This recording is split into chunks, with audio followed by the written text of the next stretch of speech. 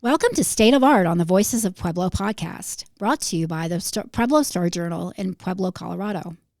I'm Bree Pappen, and today we are in the studio to talk about discovering a passion for photography.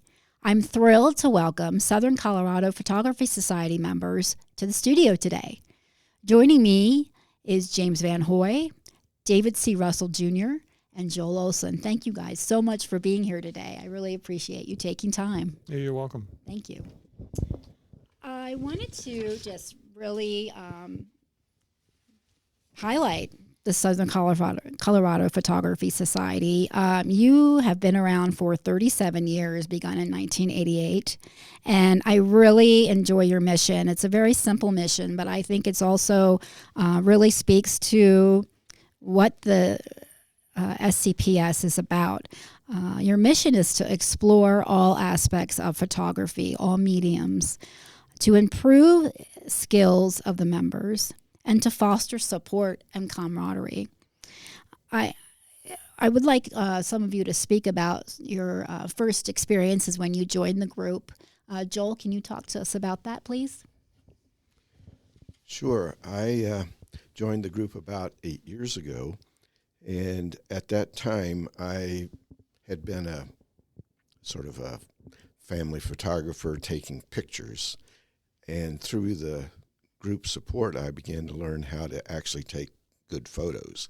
And that was quite an experience. I'm not great at it, but I've certainly learned a lot. And that's been primarily through my association with members of the group. So it's been quite an experience.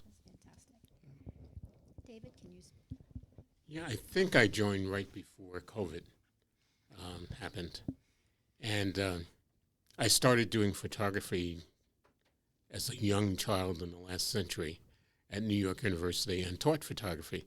But, you know, career and money got in the way, and I sort of put it down. And when I came back, I discovered you guys were doing digital. And what the hell was that? But thanks to the club, I've learned a lot. I mean, the club has been really helpful teaching me about digital photography and bringing my ancient skills into the current and hopefully into the future. James. Yeah, thank you. I've always taken photos, but it's always been family photos and vacations and holidays and all that. And when I retired, I was really fortunate. A guy down the street from me was a really good photographer. His stuff got into the newspapers.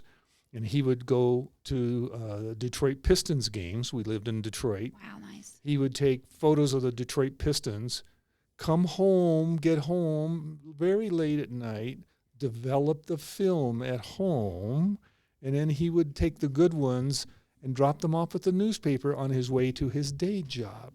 But he got me into a photo club in Detroit. And, you know, I thought I had all these great photos and stuff, and I quickly learned they weren't really all that great.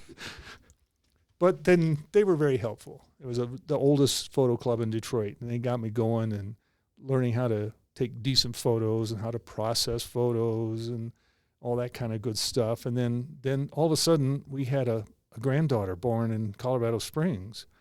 She was the first female born into my side of the family in over 50 years. And my wife and I looked at each other and said, well, it's always fun to go visit, but what the heck, let's just move. And so we moved out here, and then after that, it's been amazing. Because you had to document your first female grandchild. Oh, absolutely, and I have. And so then I just started getting involved in all the different photo groups out here and people, and then started coming to Pueblo, which quite frankly is a lot more interesting city than Colorado Springs. Because they didn't tear down all the old buildings like they did in Colorado Springs, which is numerous people told us about. And we met Joe Clune down here, and he was like, come on, man, you know, and we're going to go here, we're going to go there, here, do this, let me show you this, you know. And he was amazing, you know, really just helped me get going here. And then finally I said, well, you know what, we might as well join the group down here. It's not that far, you know. It's a lot easier driving to Pueblo than it is to Denver, for instance. Oh, absolutely. Absolutely. So we've been coming here ever since. That's fantastic. And you talk about Joe Clune, and Joe, unfortunately, couldn't be here today. Joe was one of the original, along with some other members. I recall him telling me that he took a class up at the college in 1990, and that's really what started him really trying to discover what he wanted to do with photography, and he stayed with it and has been a major part of the group, really moving it forward and really, getting some visibility out there and going on social media. Talk to me a little bit about, I guess there's taking place a changing of the guard, so to speak, in terms of the leadership in the group. Yeah, this is Jim. I guess Joe in the leadership group said, we've been doing this for like 20 years, roughly. Yeah.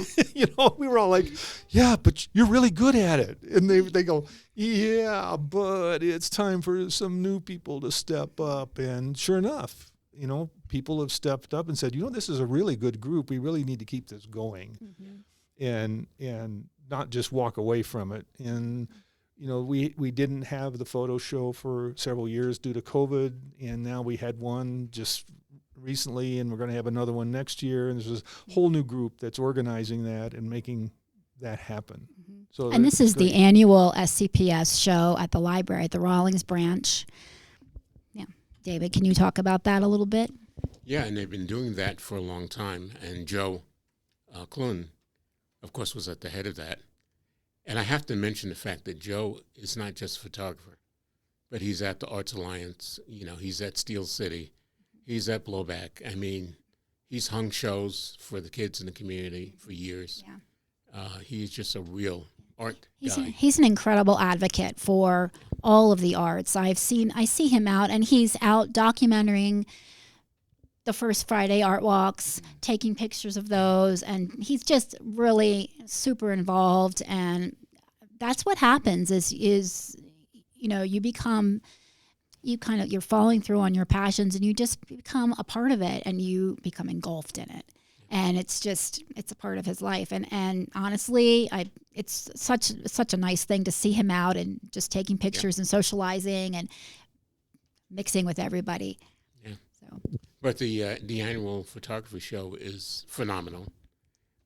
I am always blown away at the talent we have in this community. It's just amazing. And it's very broad and it's very deep, which is not something you can say about a lot of communities when it comes to photography.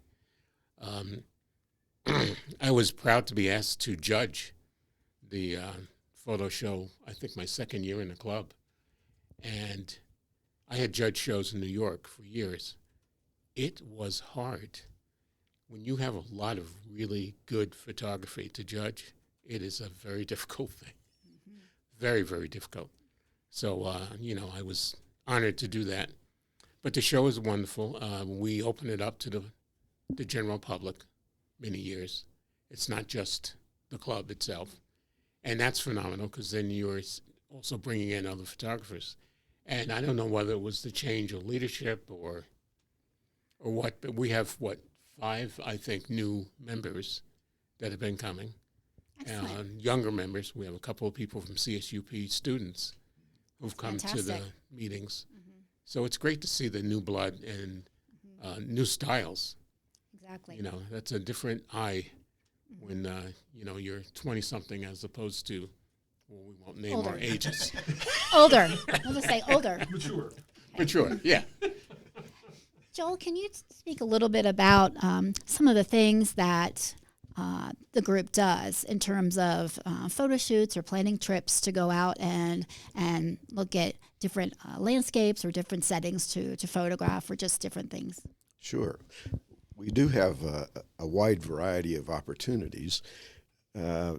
Within the last couple of years, we've been to the Capulan volcano down in northern New Mexico. Great, yes. We've been to a number of areas around Pueblo and in Pueblo, shooting cactus gardens and the Goodnight Barn and various celebrations like that. I think they're Pueblo landmarks, I'm going to say, as well, Yes. just known landmarks. Yes. We've also had at least one or two picnics every year.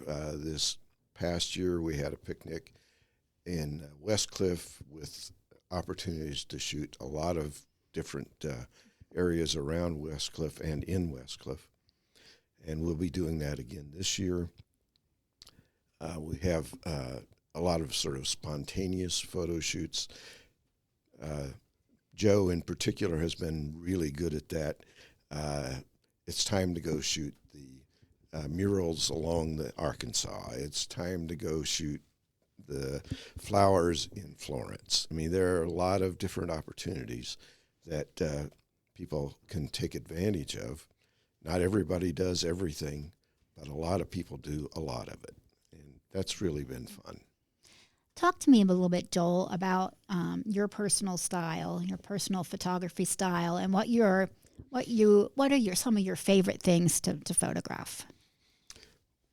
If you can do that in the time allotted about your personal style. But I'm really interested to know about some of your favorite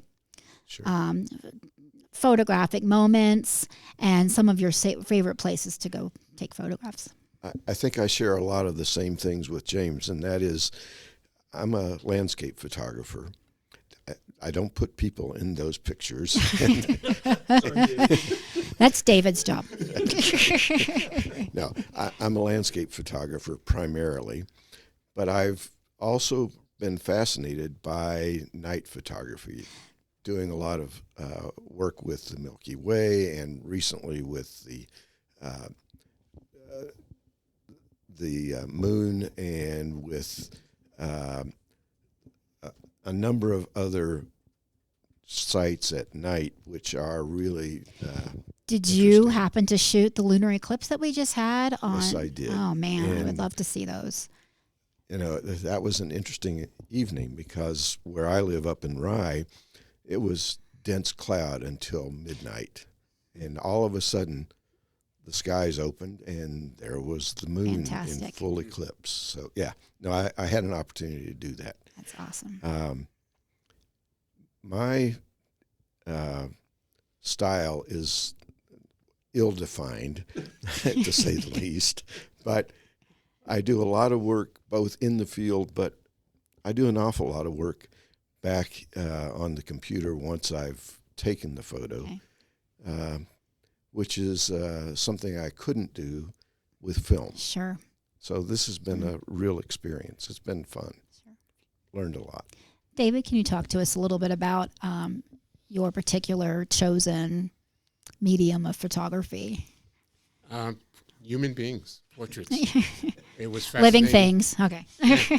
Living things, actually. It was fascinating to me from a very early age. But when COVID hit and I couldn't take pictures of human beings, I had just published a book of portraits, and then suddenly COVID hit. So I started walking around our wonderful reservoir and started taking pictures of raptors, osprey, eagles, Fantastic. hawks, falcons, you name it. And spent a year and a half doing that. And now I'm So back. other things with a pulse. That's good. Yeah, exactly.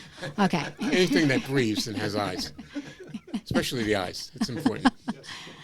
Yeah, but I'm back at my portrait photography. We did an event that you're well aware of, Tracks Through Time, where we invited a bunch of models down to the historic Union Depot train station and dressed them in period clothes, and it was an amazing day. We had sketchers and photographers and models, everybody Yes. running around the depot. Yeah. And I think we got some beautiful... The people that were a part of that really, truly enjoyed it and would love to do another event like that.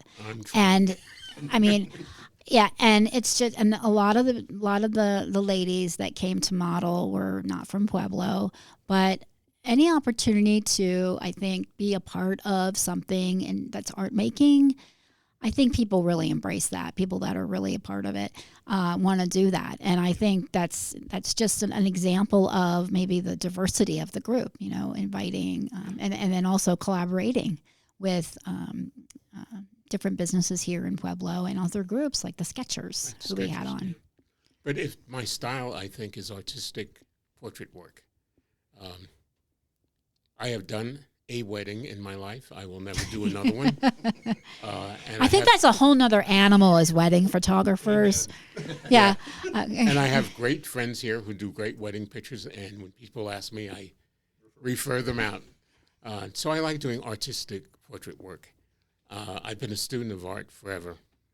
And sometimes it's fun to use ancient and old historic paintings as fodder for creating new things. Inspiration. Yeah, it's inspiration. It's like my muse is Jensen's art history. Oh, yeah. You know, I mean, that thing I carry The around. famous Jensen coffee table books that are, yes. But artistic portrait work is what I enjoy more than anything. Okay. It's just fun. And I'm 12 photos into my Beatle song portrait project. So, yeah, I listen to the songs, and some of the songs, unlike other rock and roll of that era, which was just, please love me, please don't leave me, blah, blah, blah. They actually did songs where you could see a human being, and you could get a sense, like Eleanor Rigby and some of the others. So I've done 12 of those so far. Fantastic. And got a couple more to do, so that then I'll publish another book. Awesome. Can't wait. James, your wife Marjorie is also a part of the group. Yes. And she has a pretty big role in the group as well. Can you talk a little bit about that for the both of you? And then also talk to us a little bit about both of your styles in terms of your chosen medium of choice. Yeah, we've gotten that question before, because we'll show up at a meeting and we'll both have photos and people go like, wait a minute, you were at the same place at the same time, right? And we're like, well, yeah. But the photos don't necessarily come out the same at all. I really am a landscape photographer, and I like also macro photos, close-up photos of wildflowers, because sort of it's something that people don't normally see. You don't get that close to wildflowers. You don't get down on the ground and, with the right lens and everything and show them really big. George O'Keeffe talked about that, making them so big you can't ignore them. That I'm paraphrasing.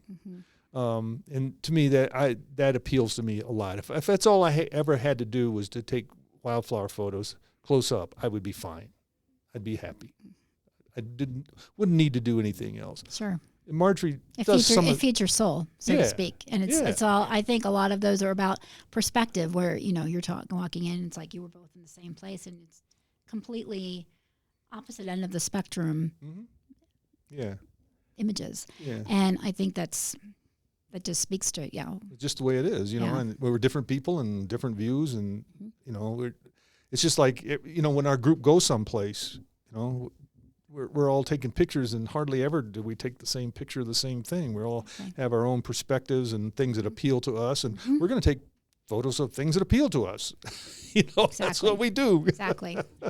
And she will describe herself as a bit more documentary than I am, but she's created a number of slideshows of different places down in southern New Mexico, for instance. And she's composed music to go with the slideshow, and we've recorded it. She plays it, piano. She's a published composer, and so she brings that aspect of things to her photography that I don't. We do have a son in the Springs who's a professional musician, so there's fantastic. The link there with them. But now she's I don't know, she doesn't really have a title, I don't think, but effectively the recording secretary for the club. Sure. And so she takes the minute, and she did that in Detroit for a business association, and we were involved in a neighborhood association there in Detroit. In Detroit, you learn to, if you want something done, you go get it done. You don't wait for somebody to do it for you. It won't happen. Make it happen. Yeah, you make it happen. Yeah. So we came from that 37 years of doing that kind of stuff in Detroit, and so for her to pick that up here was, like, yeah, I know how to do this. Yeah. Well, it was ingrained in her, first of all. It was just very natural for her to transition to that. Right. So. And so she does that for the club, and now she and Debbie Phillips are the co-chairs for the photo show. And one of the things that Marjorie did there was organized a neighborhood art fair every year. It had like maybe 80 to 100 vendors. Wow. And organized the whole thing. And Debbie does the same thing out where she lives, east of here. So they're both very experienced at running these kind of shows, organizing them, and then they had a support committee because they know that they need a support committee to make all the things happen. And of course. And so that's happening, and they're having meetings separately from the club meetings to get that all organized and ready for next year to be ahead of the curve, not behind the curve. So very comfortable. I think everybody else is pretty comfortable with them leading the charge for the next year's show. So that's great. That's very great. cool. If you're just joining us, this is Bree Pappen, and I'm here with the Southern Colorado Photographers Society for the State of Art on the Voices of Pueblo podcast. Do you want to be a part of something bigger? The Pueblo Star-Journal invites you to a special screening of Join or Die on Saturday, April 19th at the Sangre de Cristo Arts and Conference Center.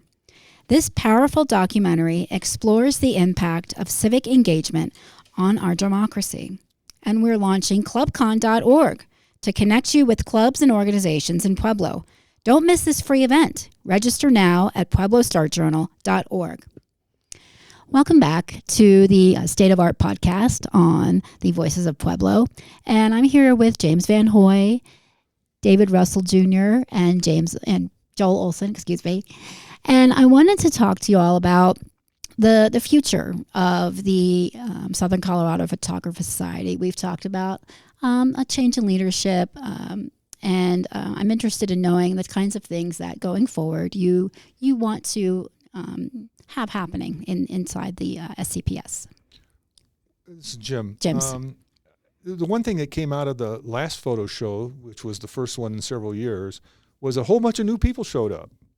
And they were welcome, and they started coming to meetings now. So it's been a great way to involve more of the community in the club.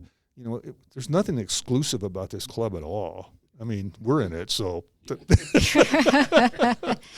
Be there, be square. Yeah. I think that really gets across a lot of the things that we're hoping to accomplish with ClubCon and with the screening of Join or Die is the involvement in your community and how important that is to perpetuate that.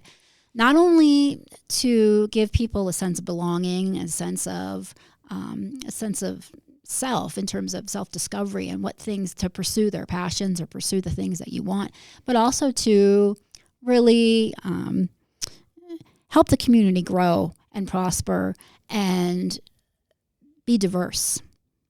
And in terms of the times, it's very important for this diversity to happen in communities, not only for communities to really expand and discover and to extend opportunities to the people that live in their communities, but also to really perpetuate clubs and organizations that have been around for a long time and that are so important to the identity of a community. I think that's absolutely true. All these new people and the existing people bring all of their experiences. I think it was Ansel Adams, the one who talked about a photograph is not just a photograph. It's everything that you've ever done and everything you've ever learned and thought about and experienced comes along with you and is expressed in that photograph. And that's absolutely true. That's absolutely. And it's important for all these other people who maybe like, oh, they're a club. Oh, these people are really good photographers. I'm not very good. I don't think I belong there. Oh, yeah, you do. Come on in. I mean, I don't know how else I can say it. Everybody's welcome. Yeah, that's poignant. David? Yeah, and when I first joined the club, I was sort of the odd person because I like taking pictures of people. And I get it. When I moved here in 98 from New York City, I got eye strain because, you could see for miles. That's not something you get to do back east. But I guess for me, especially this past couple of years, I'm really trying to highlight the portrait work. So we did the track through time, and that's been interesting. I'm teaching 2 portrait classes, one at Ethos and one at PCC, with young people to bring them in. And of course, I'm highlighting the club and having them be a part of us. So I want to bring portrait work a little bit more to the forefront. I don't know if I'll ever compete with landscapes, but we can try. But from my perspective, especially teaching photography at New York University, so many people have a camera, and they take pictures of their family and their friends and their events. Mm-hmm. And, as you said, how do you take that from snapshots to photography? Mm-hmm. So that's what I sort of try to do when I teach portrait work out in the community. And again, there's a big difference between commercial photographers who are doing weddings and senior pictures and athletics, and, a sort of strange artistic types who are out there trying to take a picture of a spine on a cactus, or these young girls with 6-inch eyelashes. Sure. So, there's a whole world of photography, and I just want everybody to be a part of it and share it. And thankfully today, it's not expensive to do. Mm-hmm. Get into it with your cell phone. Absolutely. And so, Joel, and all 3 of you actually have talked to the point of being someone who used film photography and transitioning to digital.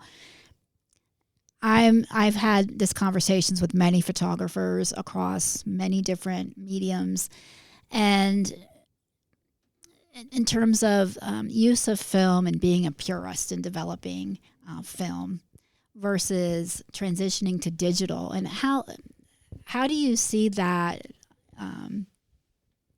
in terms of maybe a younger generation or a new group of people coming to the group?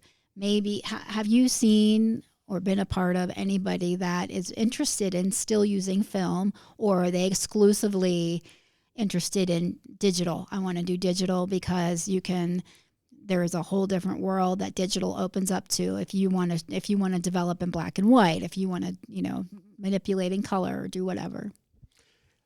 Oh yeah. There have been a lot of us who've transitioned, if you will, from film to digital. But within the group, we have one relatively new member who does only black and white and only film. We have another member who's been with us for longer than I have, who mostly does film and mostly black and white. And then we have a number of us who do only digital now. It's a big transition. It provides a very different approach to everything you do, I think. Yes, you have to compose the same way, and you have to put the right things in the frame. But then working with the ones and zeros that are in the camera to make it look like a real photo or an artistic rendition requires some different kinds of work. Mm-hmm. You can't do it as easily as you with film as you can digitally. Of course. So it's been a big transition. I think probably I still look at the film developing process as an art form in itself, mm-hmm. because it's truly about your eye, and when you're seeing exactly what your lens saw, and the way in which that's interpreted is like this raw feeling of this moment. And when I'm looking at photography, that's the things I appreciate, is that raw image. And I know that there are processes that you can use in terms of developing film, which also in terms of a digital image, there's filters and all kinds of things that you can apply to a digital image that gives the appearance of an older image, whether you're, using a sepia or black and white or whatever. So in terms of a teaching or an educational component, what are the things that you want to get across to people that are newer photographers? Joel? Well, that's. I know that might be a big question, right? But that's really kind of, if as a novice photographer coming to the group, and,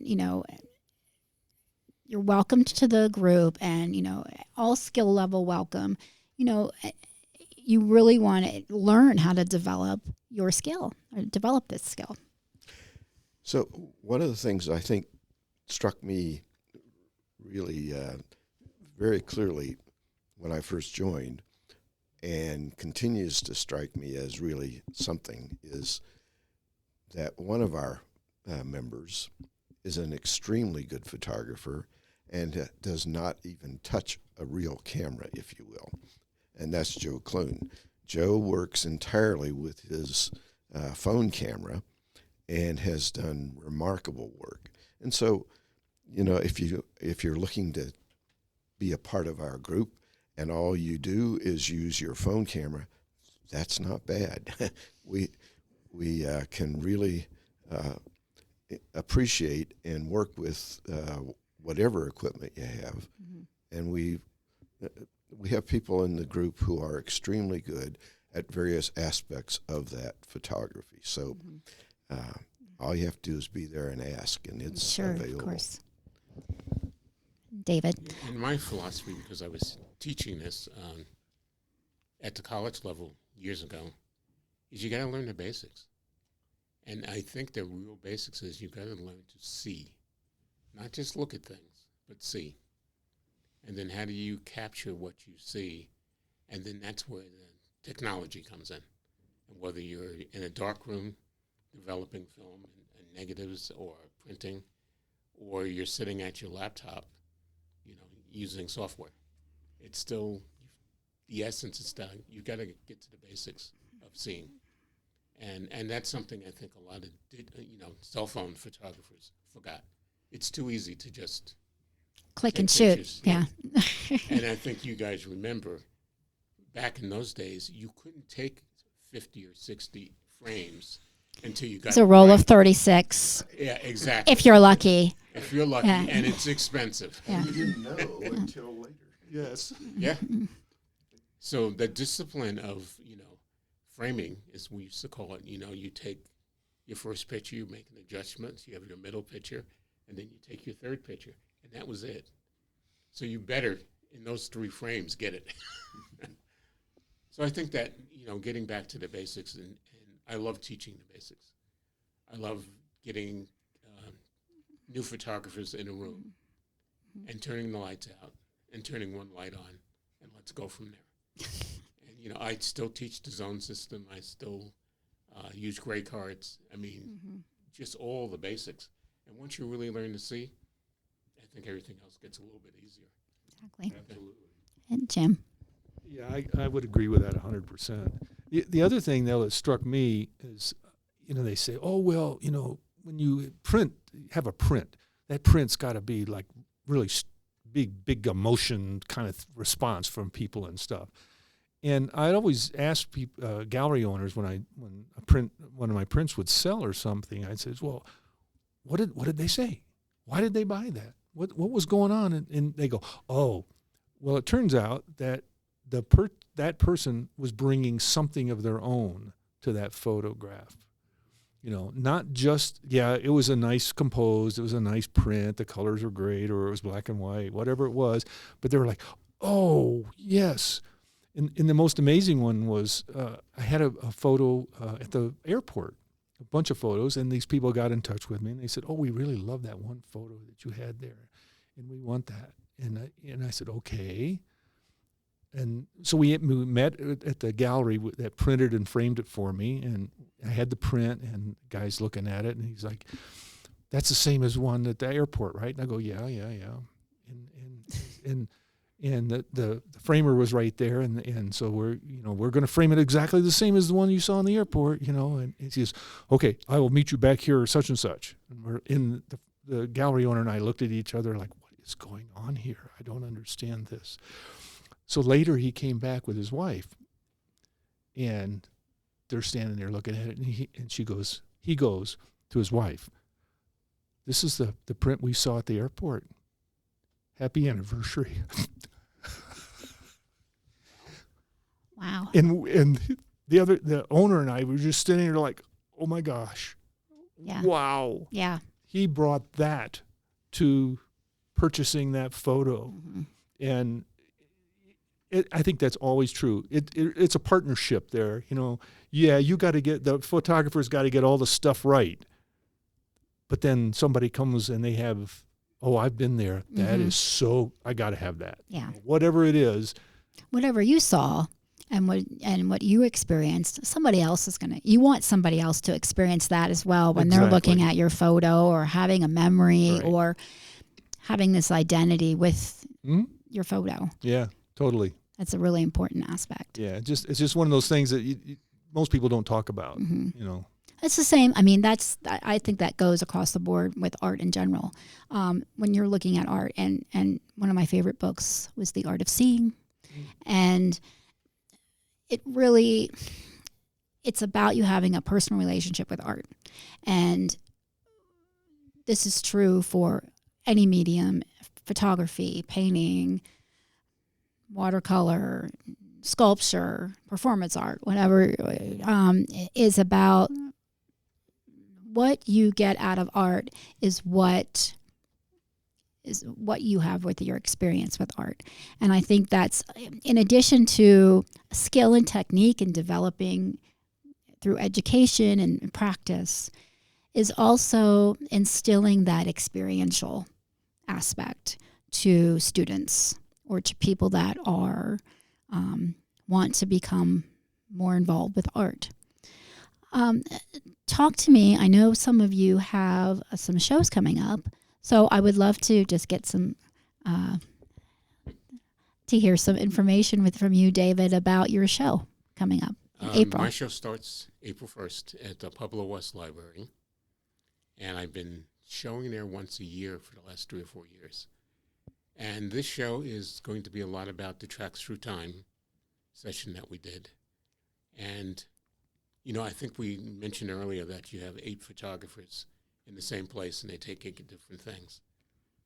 And I was surprised, but very happy, that most of the photographers printed everything in black and white, and they sort of saw the whole event as a historical sort of old Hollywood kind of thing. Mm-hmm.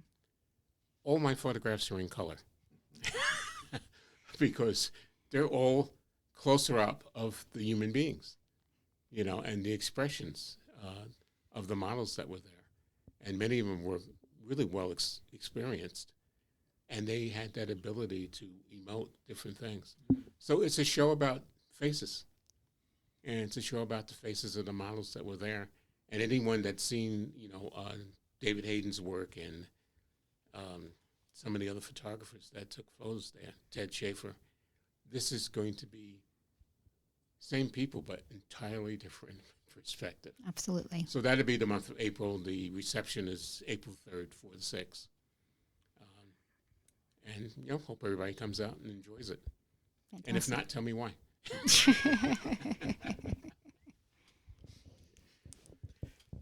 And Joel. So the club will be having a special exhibit at the Pueblo Heritage Museum the month of May.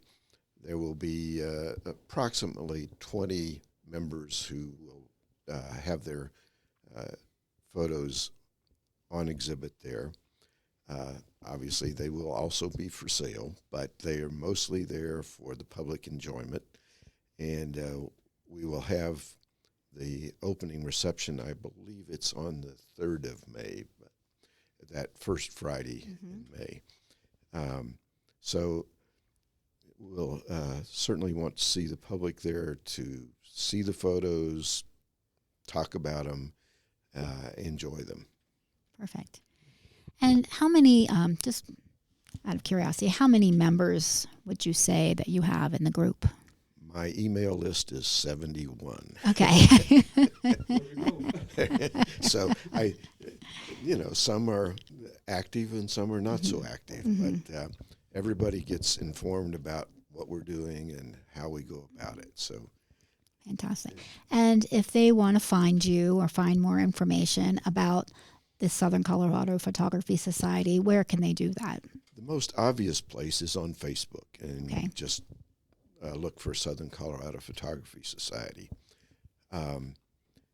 For direct contact, there's an email address on the Facebook page, and it's I don't remember it right offhand, but Okay. it's available on the Facebook page. Okay, perfect.